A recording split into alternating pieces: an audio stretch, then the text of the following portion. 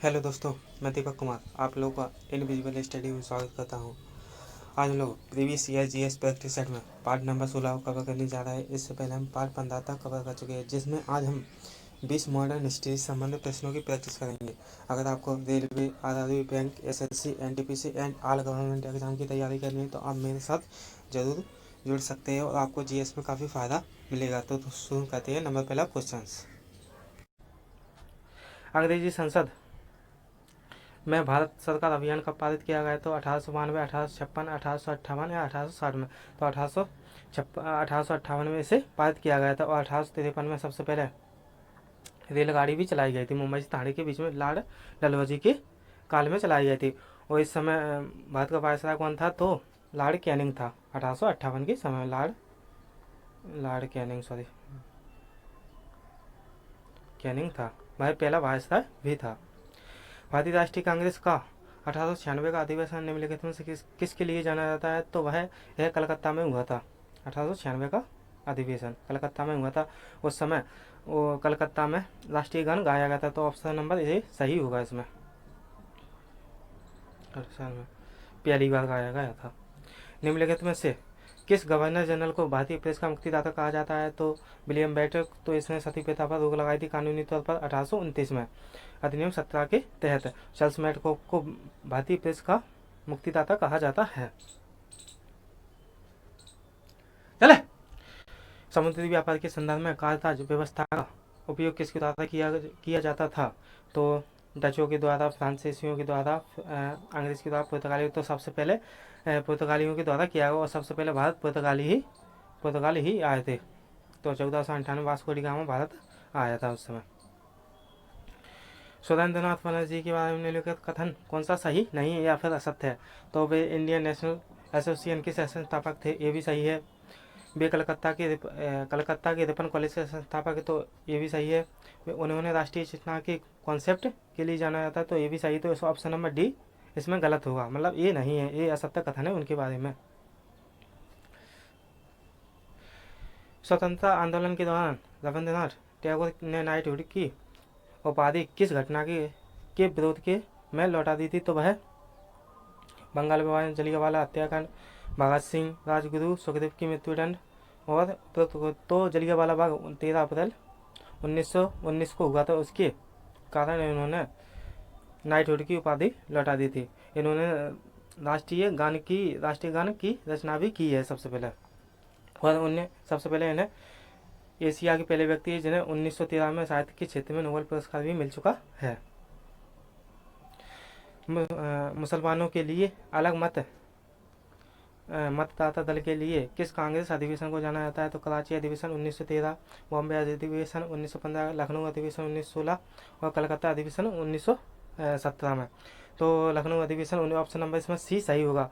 इसमें क्या हुआ था, दो अलग अलग मतलब जो कांग्रेस पार्टी थी वो अलग अलग दलों में विभाजित हो गई, गर्म दल और नरम दल में विभाजित हो गई थी उस वक्त। उन्हें मुसलमानों के लिए अलग मत देने के लिए भी प्रेरित किया 1916 में। इसके अलावा 1916 में होम रूल लीग की स्थापना भी की गई थी, यानी बेसेंट के द्वारा की गई थी। भारत में पहली यूरोपीय शक्ति किस स्थान पर स्थापित की गई थी?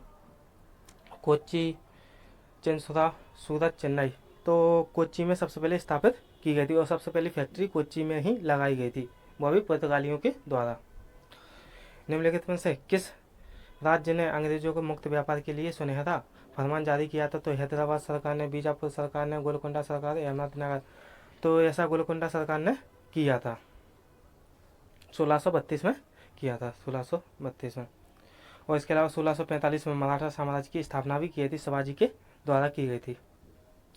सालबाई की संधि किस युद्ध से संबंधित है? तो वह प्रथम आंग्ल मैसूर युद्ध से, प्रथम आंग्ल मराठा युद्ध, द्वितीय आंग्ल मराठा युद्ध या द्वितीय आंग्ल मैसूर युद्ध। तो इसमें ऑप्शन नंबर बी आएगा, प्रथम आंग्ल मराठा युद्ध में हुआ था। प्रथम आंग्ल मराठा युद्ध कब हुआ था? 1779 से 1779 से 1782 तक चला था। प्रश्न नंबर 11 में बक्सर की लड़ाई ईस्ट इंडिया कंपनी के द्वारा किसके साथ लड़ाई गई थी? तो मीर कासिम के द्वारा सादत अली खां द्वितीय के द्वारा, अली वर्दी खां के द्वारा, सिराजुद्दौला के खां का सिराजुद्दौला के साथ में। तो 1757 में प्लासी का युद्ध हुआ था, वह भी रावट किला के बीच में, और मीर कासिम के बीच में हुआ था। मीर कासिम और हेक्टर मेमनू के बीच में हुआ था, तो 1764 में वह भी। और 1765 में इलाहाबाद की संधि भी हुई थी। इसके अलावा निम्नलिखित में से भारतीय शिक्षा का मैग्ना कार्टा किसे कहा जाता है? तो वुड डिस्पैच सैटेलाइट आयोग, भारतीय विश्वविद्यालय अधिनियम 1904, रेलवे आयोग। तो वुड डिस्पैच को कहा जाता है भारतीय शिक्षा का मैग्ना कार्टा कहा जाता है। यह 1954 में आया था लॉर्ड डलहौजी के समय में। इसे रेल सेवा का जनक भी कहा जाता है। वर्नाकुलर प्रेस अधिनियम और शस्त्र अधिनियम किस वायसराय के द्वारा पारित किया गया था? तो वह लॉर्ड लिटन के द्वारा, लॉर्ड मेयो के समय में, लॉर्ड डलहौजी के समय, लॉर्ड हार्डिंग के समय में। तो मैं सबसे पहले एक ऑप्शन नंबर इसमें ये सही हुआ, लॉर्ड लिटन के द्वारा। तो ऑप्शन लॉर्ड मेयो के समय में सबसे पहले 1781 में, सॉरी 1872 में पहली बार जनगणना की गई थी। और डलहौजी के समय में रेल सेवा शुरू की गई थी। और लॉर्ड हार्डिंग द्वितीय ने 1911 में बंगाल विभाजन को निरस्त किया था, और 1912 में दिल्ली को अपनी राजधानी बनाया था कलकत्ता के बाद। निम्नलिखित में से किस वायसराय की हत्या उनके कार्यकाल के दौरान हुई थी? लॉर्ड मेयो के समय में, लॉर्ड लिटन के समय, लॉर्ड डलहौजी के समय, लॉर्ड हार्डिंग द्वितीय के समय में। तो यह लॉर्ड मेयो की हत्या अंडमान निकोबार में हुई थी और 1872 में ही पहली बार जनगणना हुई थी भारत में।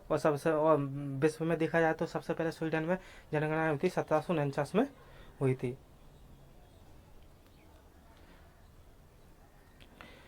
लॉर्ड रिपन के हंटर आयोग का गठन किस लिए किया जाता है? तो आतंकवाद, राष्ट्र विरोधी गतिविधियों को रोकने के लिए, भारत में शिक्षा में सुधार के लिए, उच्च न्यायपालिका में भारतीय न्यायाधीश की नियुक्ति। तो इनमें से तो ऑप्शन नंबर इसमें बी सही होगा, भारत में शिक्षा सुधार के लिए। और कब आया? तो 3 जनवरी 1882 को आया था लॉर्ड रिपन के समय में, 1882 में। और 1881 में नियमित 10 की जनगणना की गई थी, नियमित तौर पर की गई थी लॉर्ड रिपन के समय में। उसके बाद लिटन आया था। भारतीय टंकण कागजी मुद्रा अधिनियम किस वायसराय ने पारित किया था? Lord Minto, Lord Hardinge, Lord Curzon और लॉर्ड डफरिन। तो लॉर्ड कर्जन के समय 1905 में बंगाल विभाजन हुआ था। विश्वविद्यालय अधिनियम भी 1904 में आया था। तो लॉर्ड, इसमें option number C, Lord Curzon के समय में ऐसा हुआ था, 1899 में हुआ था, यह पारित किया गया था कागजी मुद्रा अधिनियम, वह भी लॉर्ड कर्जन के समय में। निम्नलिखित में से किसे मराठा का मैकियावेली कहा जाता है? तो नाना फडणवीस को, बालाजी विश्वनाथ को, नारायण बाजीराव को, संभाजी को। तो option number A, Nana Phadnavis को कहा जाता है मराठा मैकियावेली कहा जाता है। और मराठा साम्राज्य की स्थापना 1645 में शिवाजी के द्वारा की गई थी। पुरंदर की संधि 1665 में हुई थी। और जो मराठा साम्राज्य सबसे समृद्ध किसके समय में चल रहा था? तो बालाजी विश्वनाथ के समय में चल रहा था, सबसे अच्छा देखा जाए तो। श्रीरंगपट्टनम की संधि के संबंध में किस युद्ध से संबंधित है? तो द्वितीय आंग्ल मराठा युद्ध, तृतीय आंग्ल मैसूर युद्ध। तो इसमें मराठा का तो कोई रोल नहीं, और मराठा युद्ध का कोई रोल नहीं। तो ऑप्शन नंबर ए और बी दोनों खत्म हो गए। तो तृतीय आंग्ल मैसूर युद्ध, चतुर्थ आंग्ल मराठा युद्ध। तो इसमें श्रीरंगपट्टनम की संधि यह है चतुर्थ आंग्ल मराठा युद्ध में हुई थी, सॉरी तृतीय आंग्ल मराठा युद्ध में हुई थी, जब उस वक्त टीपू सुल्तान अंग्रेजों से युद्ध लड़ रहा था 1772 में।